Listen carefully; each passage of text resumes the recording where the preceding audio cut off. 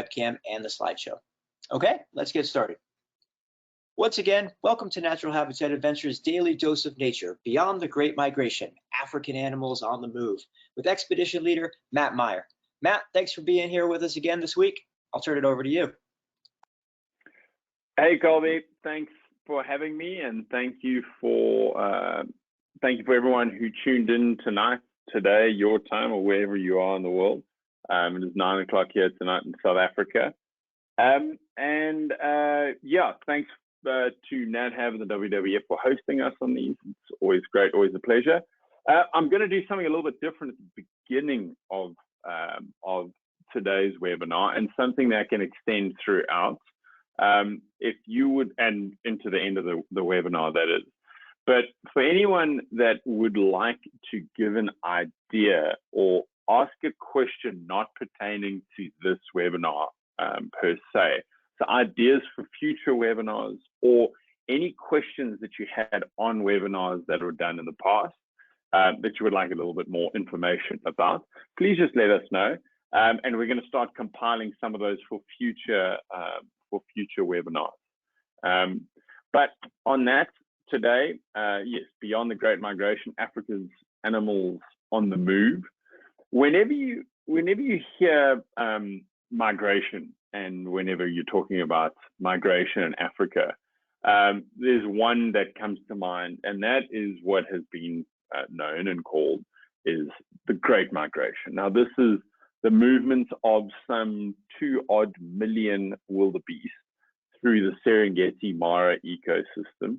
Now, this is not it's not necessarily, I mean, you could call it a seasonal migration, but it doesn't only happen like at a specific time for a little bit of the year. This is an ongoing migration. So it's this continual clockwise cyclical motion from the north up in the Masai Mara down into the southeast in the Ngorongoro Crater Conservancy area, and then up through into the Grumeti, and then back up into the Mara. And so it does this kind of cyclical motion and movement throughout the year.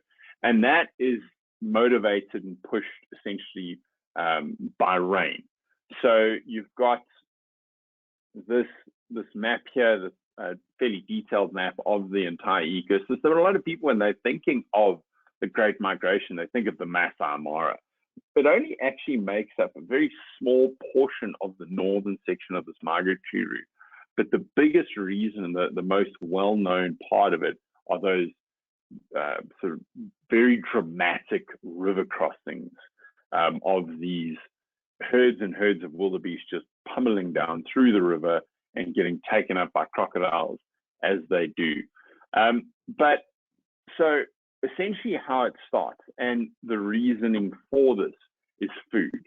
Food obviously grown, followed by water, and the calving area in the south is in this conservation area, on this conservancy of the Ngorongoro Crater, has been allowed to take place by what are now extinct volcanoes. So the Kirimasi and then Mount Lanai or Lengai in this conservancy area here would essentially have, when they erupted, all that volcanic ash landed in the short grass plains and created this soil layer that's very good for short-term, high nutrient bursts of short grass, and then essentially once it's been eaten, it dies off. So this grassland doesn't, the thickness of that soil layer doesn't allow for any roots to penetrate down into the concrete pan below, and that's your trees, your hardier grasses, etc. So this is all very sweet grass. The wildebeest come down, or the wildebeest, the canoe come down, they carve there. The females gorge themselves with grass that allows them to obviously then lactate a lot better. And then once they've eaten that, it turns into a dust bowl. The rains have stopped, and they have to move. And so they keep moving. And as they move, the vegetation changes when they're in there sort of between the 6 and the 9 o'clock in April, May, and into June, the long grass plains into the mixed woodland grass plains. that is obviously then the higher levels of potassium, magnesium, allows the females who are lactating to lactate a little bit more. And then they'll also go into the rut when they're in that area in June. Now, over the course of their calving in the south, it's about 400,000 odd wildebeest will give birth over a 3-week period. So at the peak, upwards of 8,000 youngsters are born every single day. I mean, that number is just, it's crazy.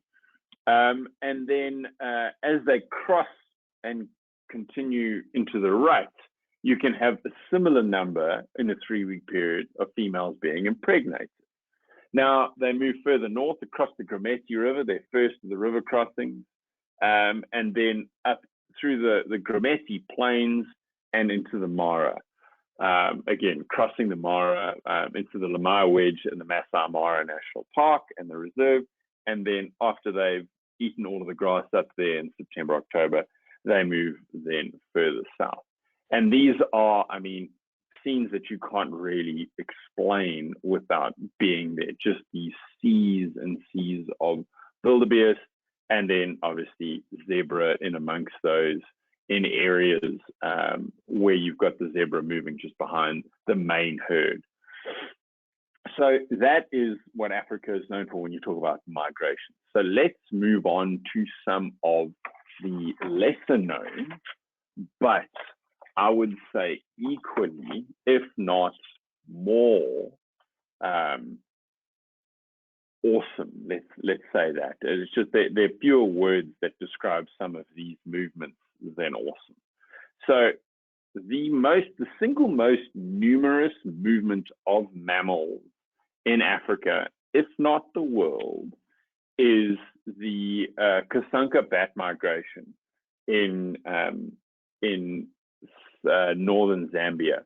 So Kasanka National Park is in central northern Zambia, and it is home to some 10 million of the straw-colored fruit bats that move in from populations around Africa. We don't actually know exactly where they come from. A lot of the areas of the Congo Basin and the Congo rainforest are still not widely researched, haven't been navigated, and people don't really go deep into some of the forested areas. So they don't know essentially where all of these bats come from. But you're looking at 10 million bats that move in October, November, and they come there to feed on the Masuku fruit, the pod mahogany, the Mufusini, and then the milkwood fruits. So they all descend on this tiny little swamp in this national park. It's an evergreen swamp, and every single day or every single night, so in the daytime, they obviously roost, the bats. So they roost there in the daytime, clinging together, and all of these bats are in various stages of breeding. So some are females that are nursing pups, some are pregnant females, some are breeding, some are non-breeding. So that suggests that they move in from various parts in different places in Africa, not just one concentrated place in the Congo Basin. The Congo Basin is where the majority of them are coming from. Now, it's a big bat. This is the second largest bat in Africa, second only to the flying fox, which looks very similar, that's found in Madagascar. They have a 3-foot wingspan and can weigh up to about a pound, so just shy of a pound, at about 350 grams. So that's about an eighth. Yeah, it's about 80. I'm trying to think in pounds, but close on a pound. And in a single night, a single bat can eat almost its entire body weight. So over a 2-month migration or migratory period that these bats are in this swamp, they are eating up to 3.5 tons of bats. So that's the grand biomass of these 10 million bats, are eating estimated up to 1 billion fruits, individual pieces of fruit, if not more. Now that is huge in terms of pollination, seed dispersal of a lot of these trees that need this bat. So you've got this really rich, biodiverse area that these bats are coming into in Zambia, eating a lot of the fruits and that, and then dispersing all of those seeds around throughout the rest of Africa. They're also, I mean, a lot of people, anyone that does gardening at their house or anyone that's involved in agriculture knows that over the course of the last, I don't know, let's say 10 or 15 years, there's been a huge market for bat guano because it's very high in nitrogen, very high in phosphate.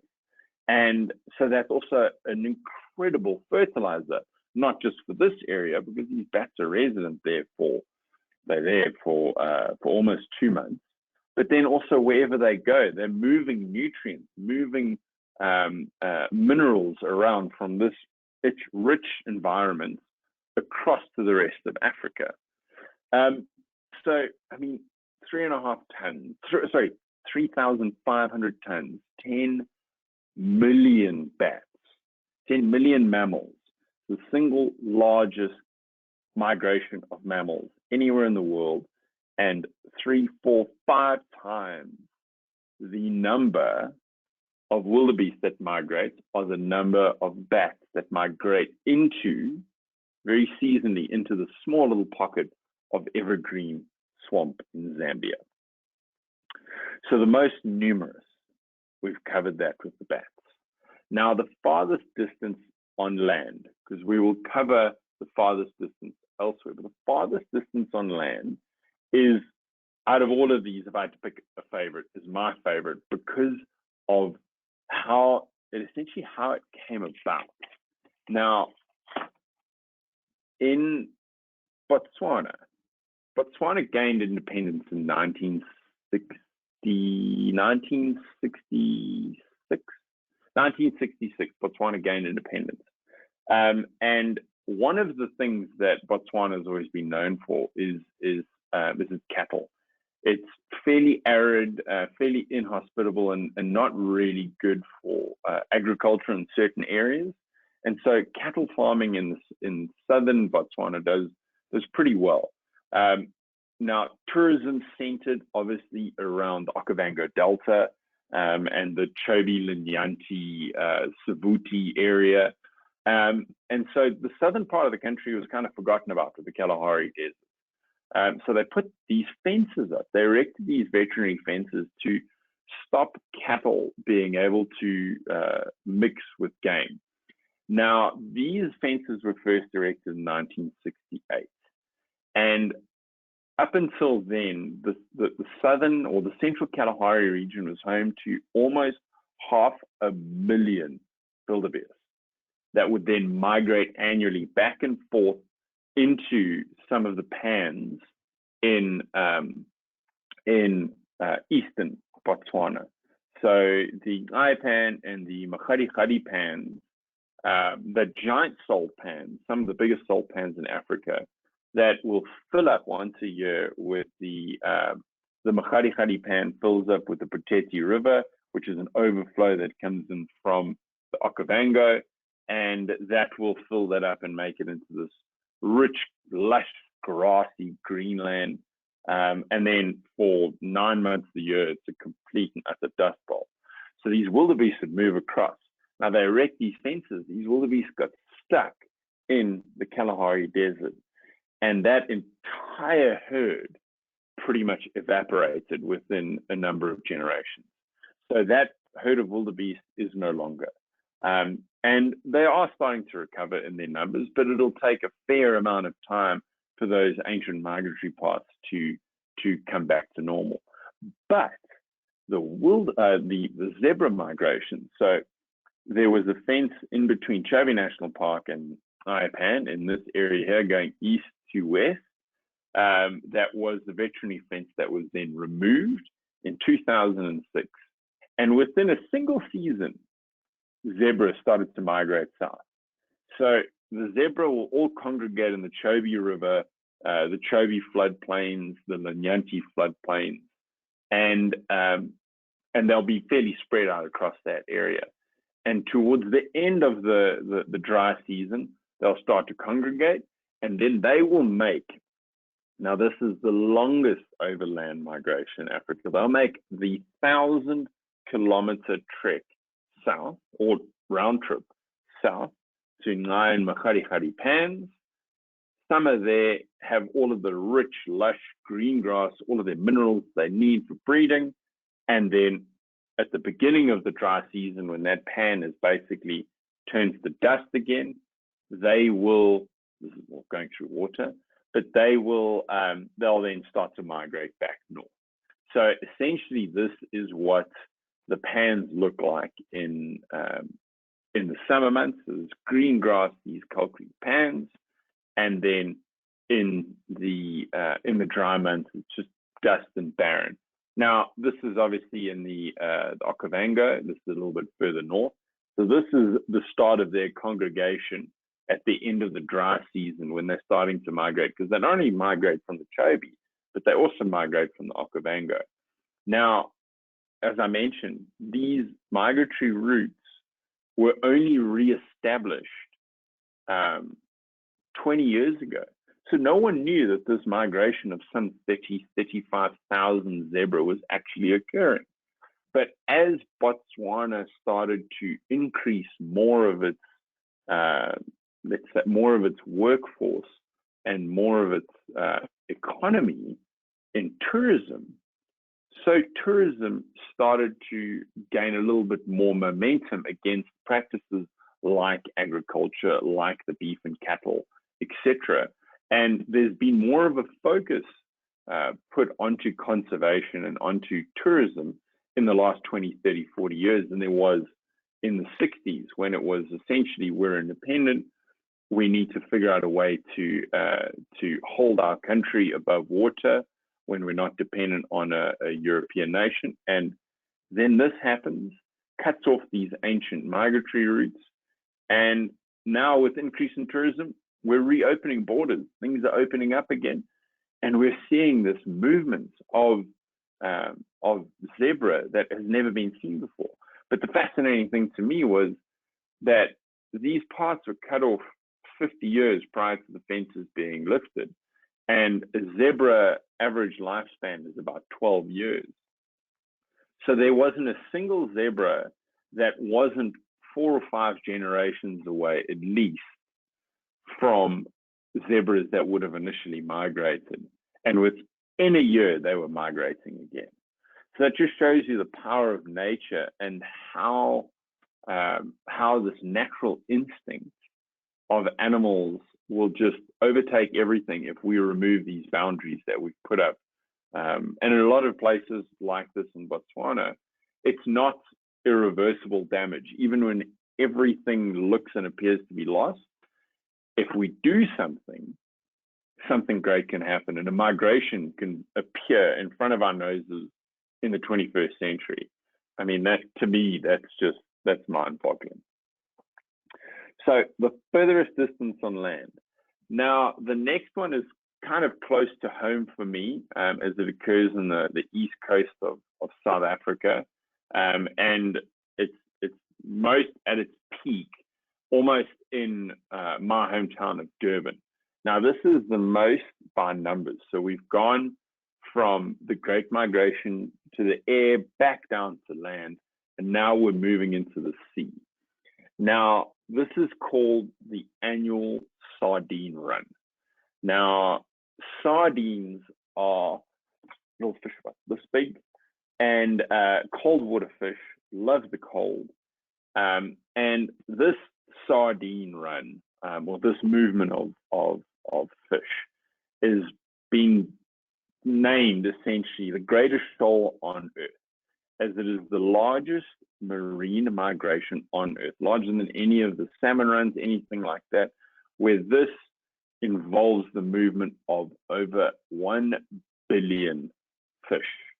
Now, obviously, there are predatory fish that follow them, but fish, the sardines, and then the bait fish, the anchovies, the mackerel, the red-eyed herring, the East Coast herring, the sauri, and a few other smaller species follow the sardines as they move for protection for that shoaling and that movement. But there's over 1 billion of these individual little creatures that move in mid-June to July. So the movement starts earlier. You can see here. So this is the map of South Africa, essentially. And you can see at the very top right-hand corner of the movement of the fish is Durban, and that's my hometown in KwaZulu-Natal.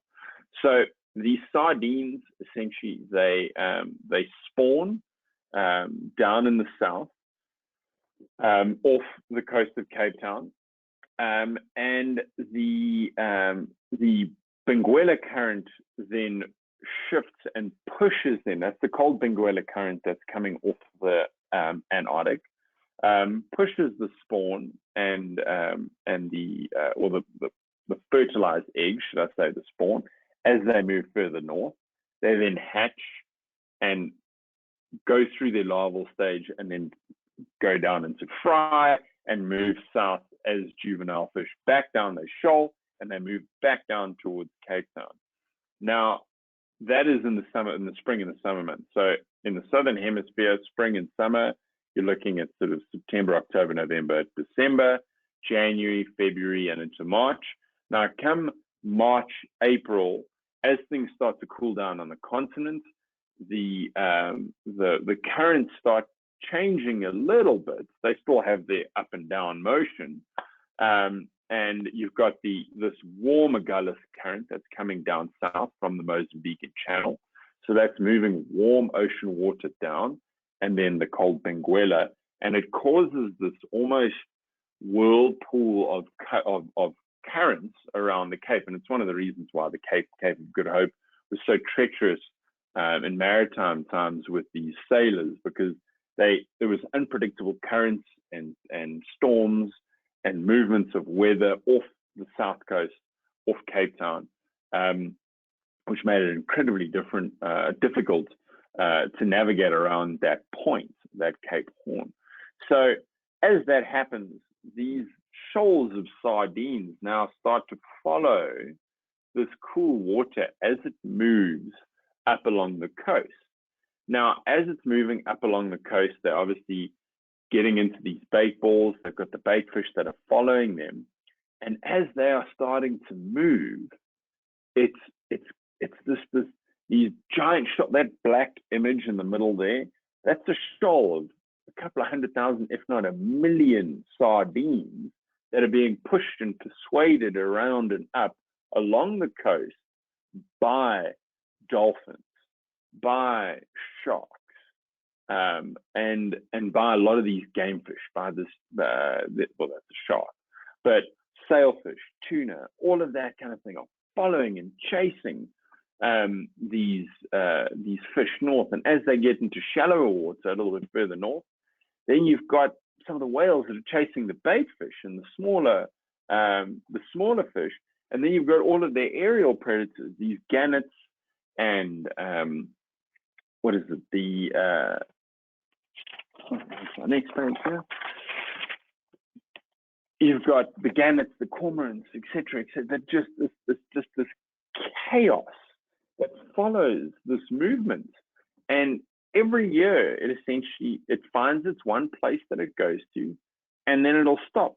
And on the coast of South Africa, you've got this shallow place, and then there's a very deep drop off into the cooler, deeper waters. And as soon as those sardines, because they prefer temperatures no higher than sort of 20 degrees Celsius, that's about 65, 68 Fahrenheit.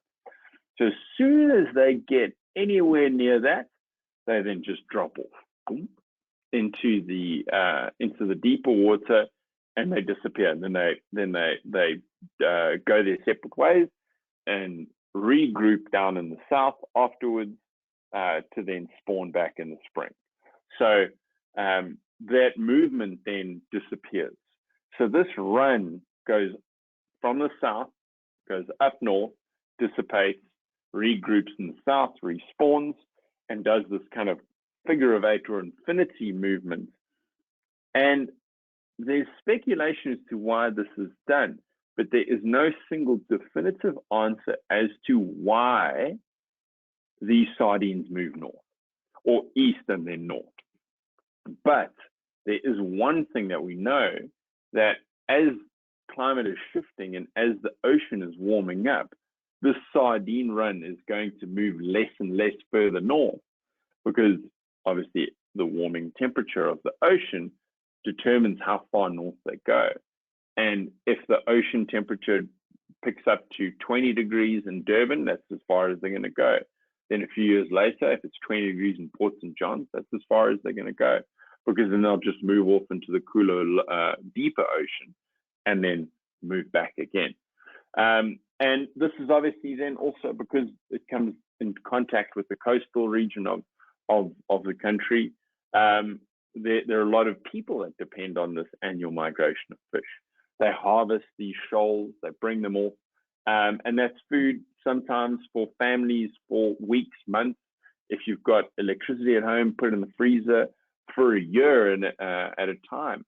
And so not just for the marine predators, but also for the ultimate predator for humans, this is a very, very important migration that occurs, that through the increase in ocean temperatures and through global warming, we don't know how much longer it's going to be moving north for.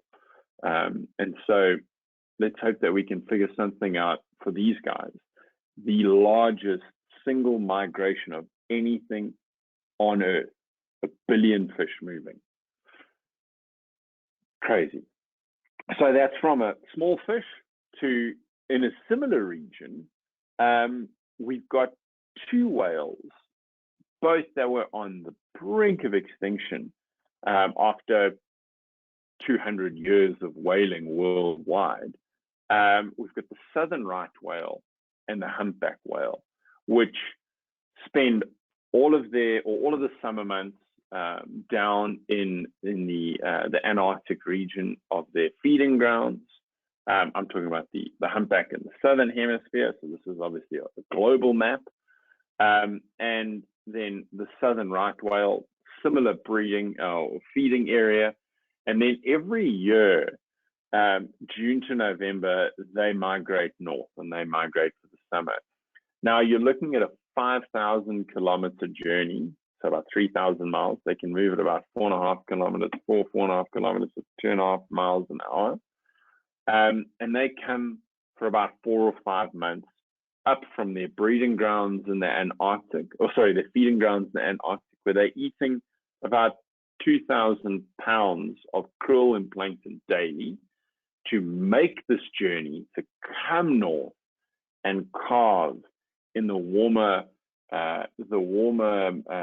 waters off the coast of South America, Africa, Australasia. Now, the ones that we're going to focus on here, obviously the southern right. This is seen off the coast of or near the Cape Town in Hermanus, which is known as the whale mecca of Africa. So this is a breeding pod of humpbacks. I think that's the female that's in the front, or the right whale. Sorry, the female that's in the front, and males pursuing her. And then they do this obviously for calving and breeding. So females that have calves or independent calves that have moved off will come to breed. Pregnant females will then give birth in these warmer oceans off the coast of southern Africa.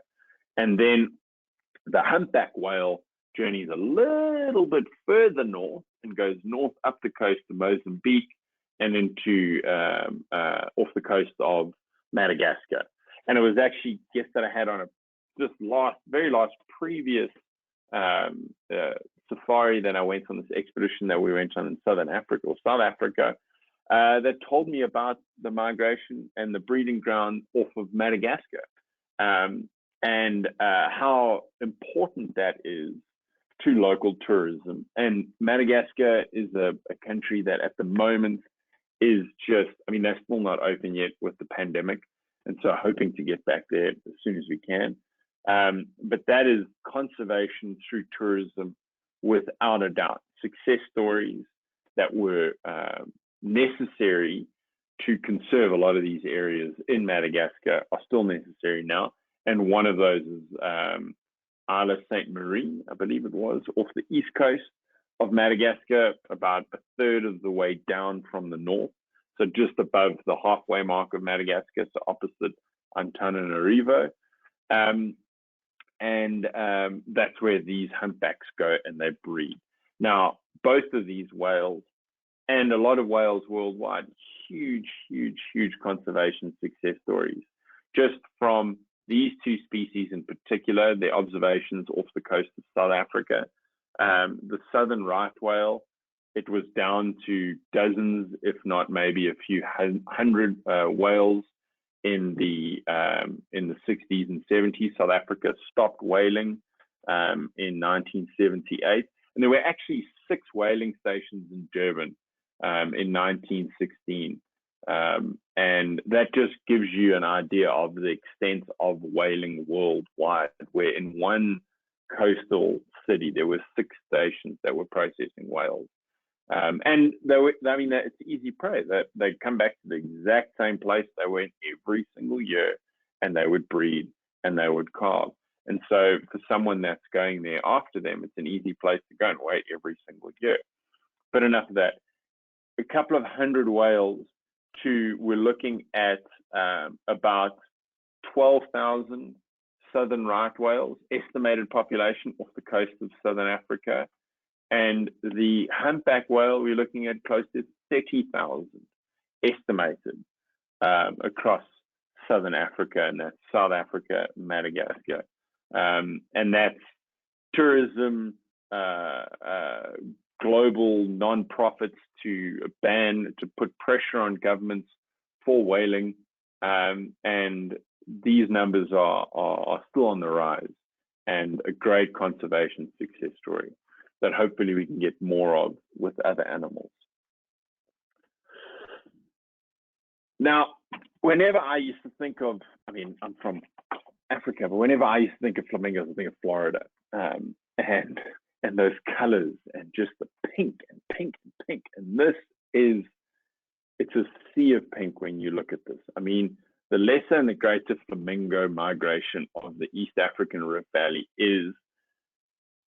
it's one of the most spectacular things to view in Africa, and it stems from one of the lakes, this Lake Natron, which the water is actually it's so saline and it's so alkaline that it will actually burn your skin if you spend too much time in there. There's so much salt in there. Now, that pink hue, that is the lesser flamingo. So about 1.5 to 2 million. So you're looking at about 75% of Africa's lesser flamingo population breeds in this single lake. Now, all of the lakes across the Great Lakes of the Rift Valley are breeding sites for the lesser and the greater flamingo. So these are all lesser flamingos. The greater flamingo's got a lighter bill. And let's see here. These are all the lesser flamingos. So they aren't. I don't have any photos of but the greater flamingo, not much of a difference in size. A little bit of a size difference. The greater flamingo's got a white bill with the tip, whereas the lesser flamingo's got a very scarlet bill with a crimson red tip. So all of these flamingos flock from the rest of Africa, with the exception of southern Africa, which most of those breed in a Tosha pan, Saipan, and the Makgadikgadi pan. And then a small population down in the dead flay and sausage flay pans in southern Namibia. But that is the flamingos in southern Africa. But all of the rest of the flamingos from essentially the Zambezi north and North Africa and certain parts north of that will all flock to these lakes in the great East African Rift Valley. Now, they flock here, these high saline levels, as you can see again here, are the perfect place for them because it breeds spirulina or cyanobacteria, which is their food. So that's actually where the flamingos get their pink color from. It's the photosynthetic pigment of the spirulina that then flamingos put their heads down. They've got this filter. If any of you watched one of Rich and my fireside chats on birds, we spoke a little bit about the bill structure of the flamingo and how they're these filter feeders. And when they're there, there's not much predation for them because nothing else is going to live there. It's too salty. Everything else dies. All the predators, nothing wants to be around this one lake for these lesser flamingos. This area was under threat by, up until recently, and I don't know if there's still negotiations going on, or but the articles that I've read in the news that I know of is that it has been stopped. Was a potential soda ash mine on this lake. So what they do is they remove the water, filter it, remove the soda ash, and pump the less alkaline water back into the lake. It also uses significant amounts of fresh water to do that filtration. And so it would not only be detrimental to the area environmentally from fresh water, but it also remove the minerals needed in this lake for the food source for these flamingos.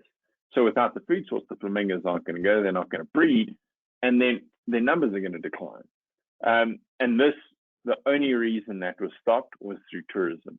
People saw that the mine would bring a decline in the numbers, and the only reason people go to the specific lake in northern Tanzania is for this reason, to see these flamingos, this sea of pink, this unbelievable, I mean, it's the same number of flamingos as there are wildebeest just down the road in the Serengeti, all flocking to this one lake to breed in this.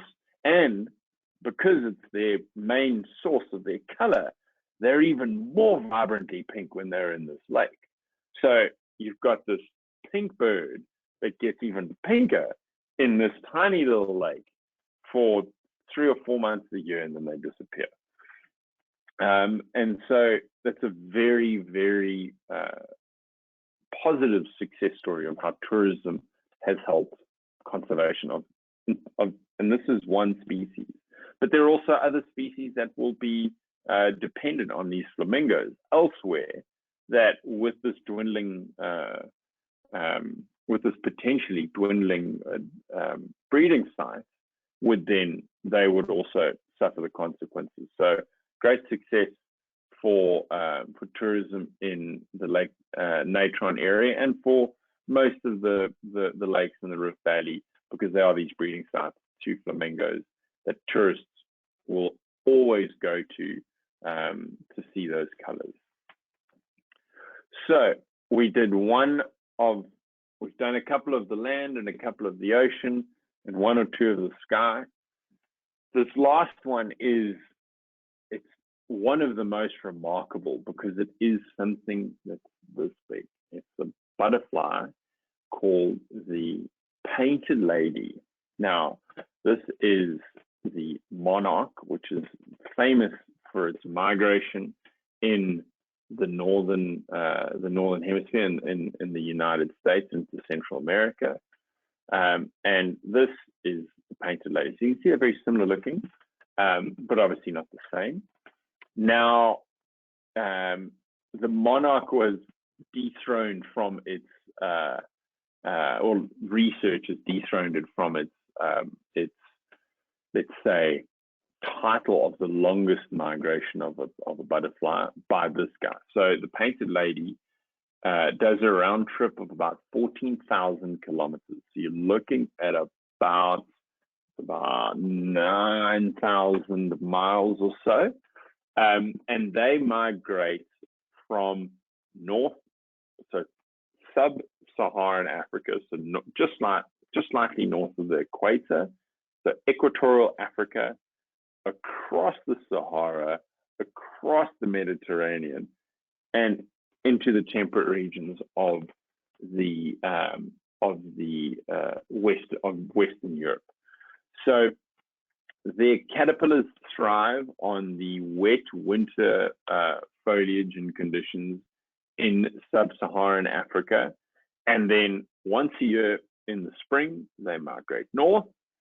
They hang around there for a little bit, and that's obviously where a lot of their that's where their food and they're needed for pollination of a lot of European flowers, and they're a food source, and then they move south. Now they're slowly pushed northwards by these prevailing winds during the spring. So they fly at about 1 to 3 kilometers above sea level. So you're looking at, what's that, about half a mile to just under 2 miles above sea level, and they can move up to 6 meters a second, so 18 feet a second with these prevailing winds. And one little painted lady, so a small little butterfly this big,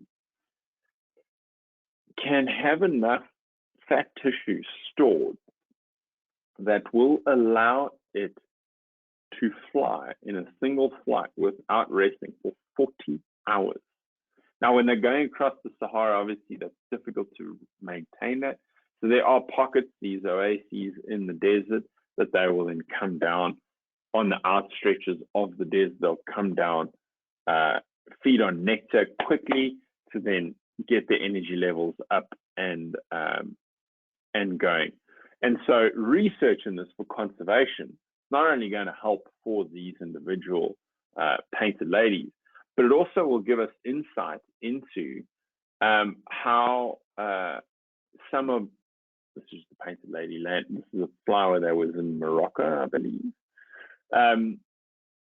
So painted ladies will give us an insight into how other insects will move, insects that are detrimental to crops or pests, etc., or also pollinators, how they will move seasonally, which will help us for our crops, so that we don't necessarily have to move these animals around like we are having to with some of the bees in North America, because they can't move seasonally, and they're also needed out of season, in season.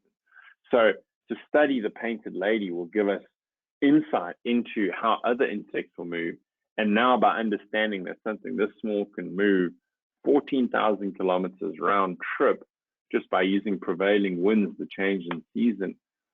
I mean, it's the longest insect migration anywhere in the world.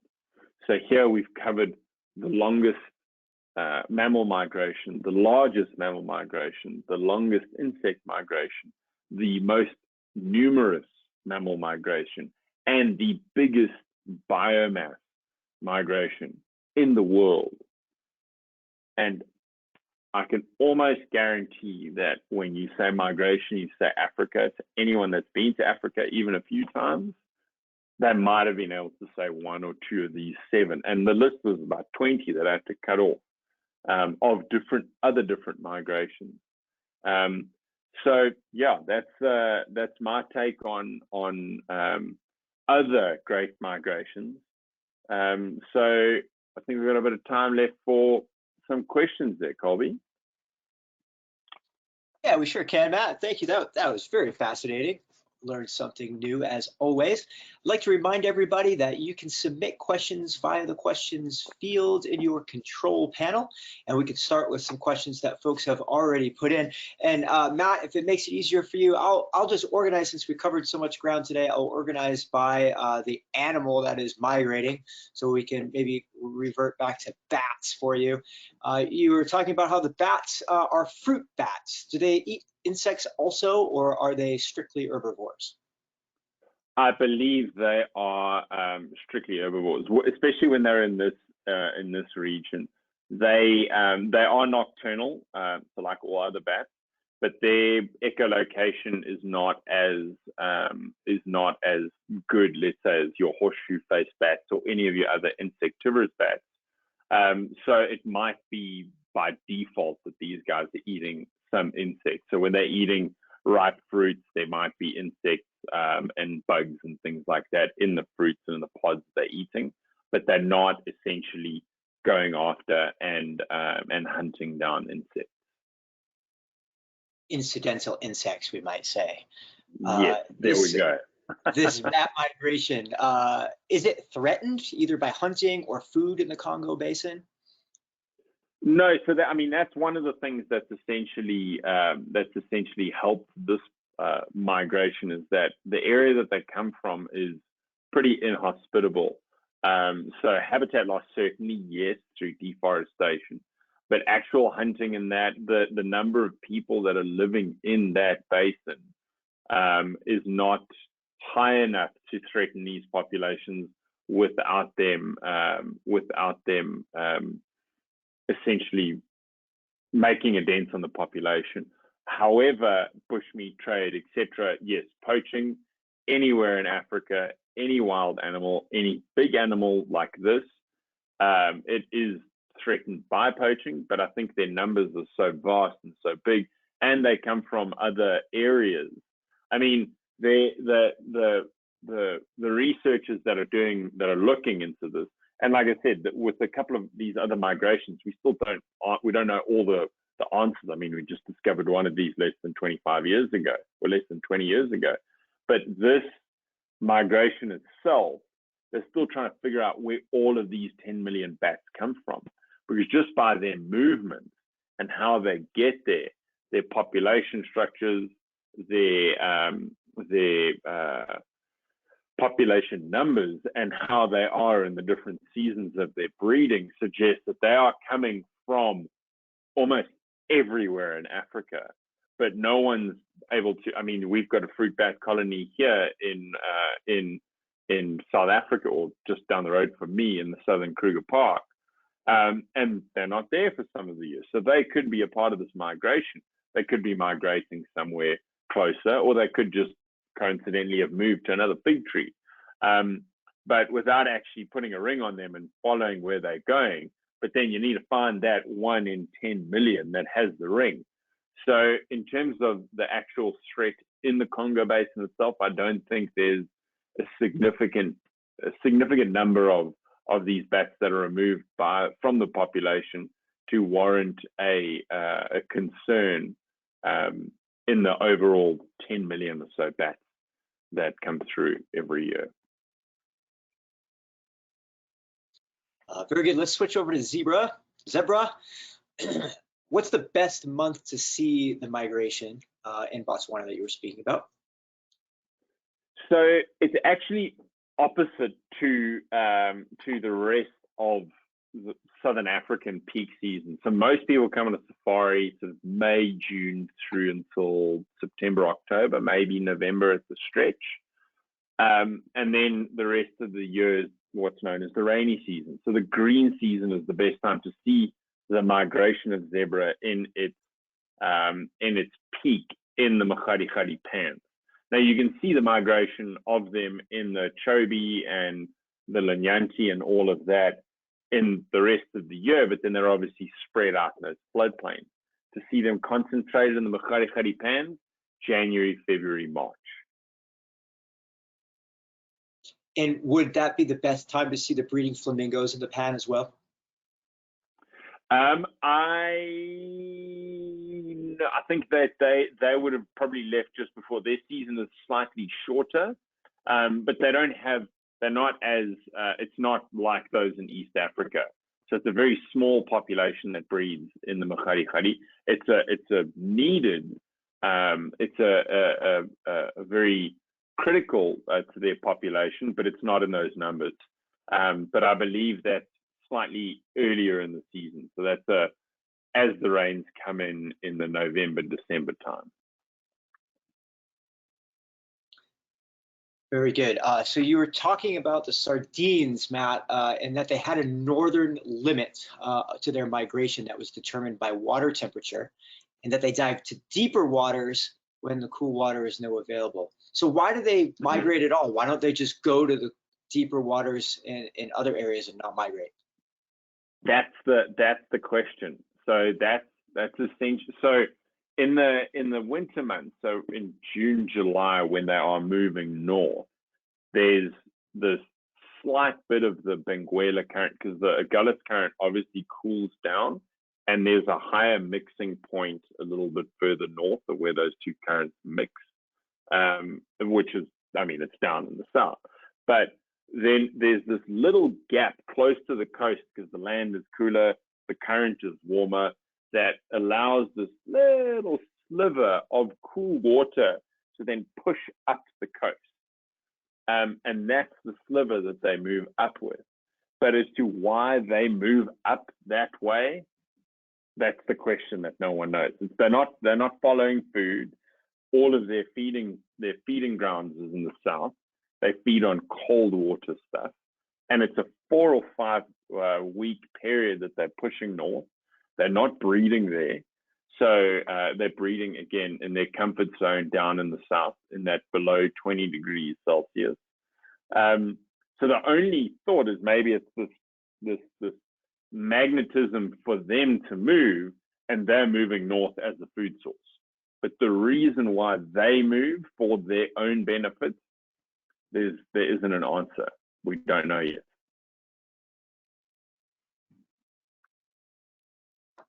Fascinating world of nature. Let's switch over to whales then. A number of viewers were asking the southern right whale, are they endangered, and do they have issues with colliding into ships like they see in northeastern North America? I mean, I believe they are still endangered, yes. Not to the extent that they once were. But if you look at their areas that they live,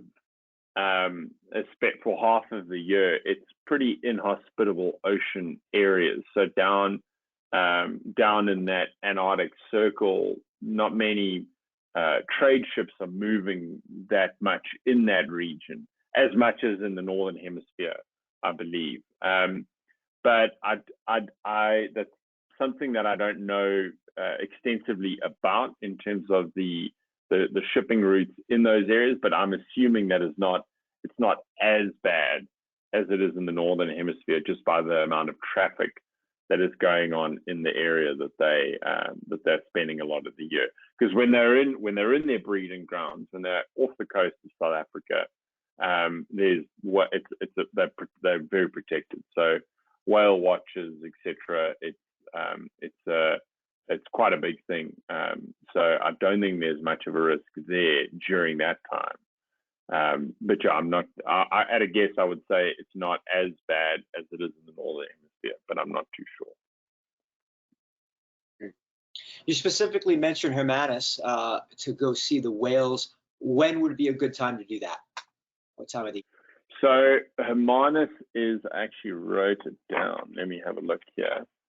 So June to November, I think October is about the best. So September, October is about the best time for to see them there, because that's when all of the calves will be born, and they're starting to get ready. They're really active, and they're starting to get ready for their journey back south. And then June, obviously, right as they get there. But then June in the Cape area, the weather can be a bit tricky. So it's a Mediterranean climate, obviously, with the colliding of those two ocean currents.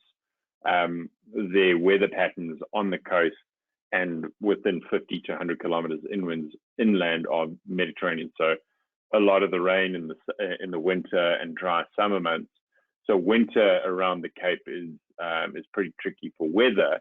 The whales are there, but it's the best time to be out in the sun looking at whales would be later on. So in your sort of, September, October, later in October, but they arrive in June. Another timing question for you, Matt. It's always one of the most popular questions. What time of year did the flamingos migrate to Lake Natron? They are there in April to June. So okay, easy enough. They would have left a few months ago. So they're there April to June. Here's a trivia question for you. We'll test your world knowledge of flamingos. Are you aware of how many species of flamingos there are in the world? 6. I had to look that up. That's true. I'm pretty sure there were 6. I'm pretty sure there were 6. But have a look if you can now. I did. I actually looked it up when the question came in because I was really curious. So we have the greater, the lesser, the American, Chilean, the Andean, and one more, James's flamingo. That's up in northern South America. Awesome. Yeah, I saw it when I was doing research for this one. I looked and there was a map of flamingo migratory routes, and it was one of those, like, it was a cartoon one, so one of those cheesy, as you would often imagine, like a bumper sticker of a flamingo on the back of a Cadillac. It looked like that flamingo, and it was showing all of these 6 species. So that's how I know that it was 6. Just stuck in my mind there. That's great. Yeah, 2 in Africa. I have one of those little cartoons of penguins too. Yeah, they're great. There we go. Matt, can flamingos be seen in Africa on a NatHab trip?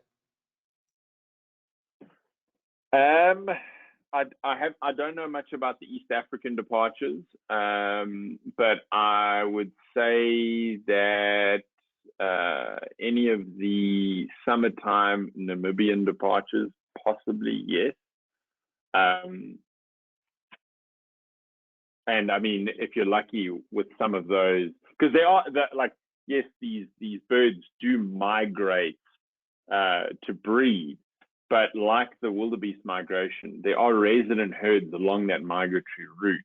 So in all of the lakes in a lot of East Africa, there will be resident flamingos year-round, but not in those extensive numbers.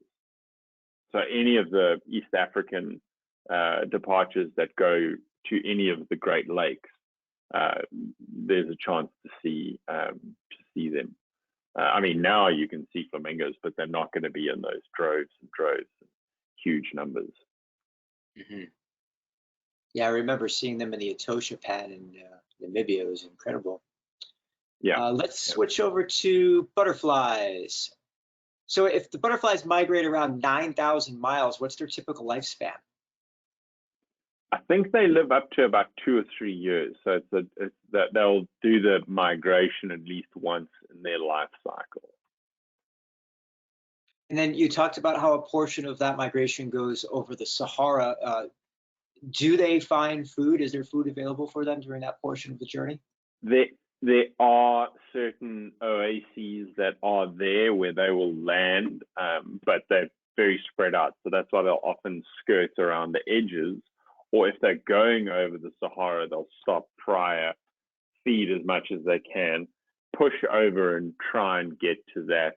Because, I mean, 40 hours, if you work out 40 hours moving at 18 feet a second, you're moving pretty quickly. You're not going to cover the Sahara in 40 hours. I mean, let me do the math on that quickly. Let's see what that is. So 18 feet a second by 60, 60 by 40, but it's 2.5 million feet divided. How many feet are in a yard? Just over 3, 2.5 million feet. Let's divide by 3 to get kilometers. You're looking, I mean, it's that they would be able to essentially cross that Sahara in one of their 40-hour bouts with a decent tailwind. But then they're landing on that Mediterranean coast, getting some food, and then shooting across the Mediterranean. So it's a pretty quick hop, skip, and a jump over there. But those that don't do it will do it on the periphery, I believe. Yeah, interesting. Well, thanks, Matt, for that. That is the last question we have time for today. And with that, can I hand it back to you for some closing comments today? Thanks, Colby. And yeah, thanks to having the WWF for hosting these. They're always great fun, and I hope those that tuned in enjoyed the topic today. And I hope to hear from everyone soon about some more interesting topics that I can talk about, or that Rich and I can have another fireside chat on. And yeah, thanks everyone for tuning in. Thanks, Colby. Thanks, Nat Have at the WWF for having us. Yeah, and I'll mention we did get some great suggestions for webinars, so I'll be passing those on to Matt and to Kendall, who some of you know that organizes these. We have quite a few that were from Africa and a number of different topics from different places around the world. So we will certainly consider your ideas, and thank you very much for sharing, everyone. I'd also like to thank you for tuning in with us today. Join us again tomorrow for our next daily dose. You can check out this week's lineup, including registration links on our website at nathab.com/webinars. We did record today's presentation, and we'll have the replay available on our website shortly. And with that, I will conclude today's webinar. Thank you, everybody. Have a good day.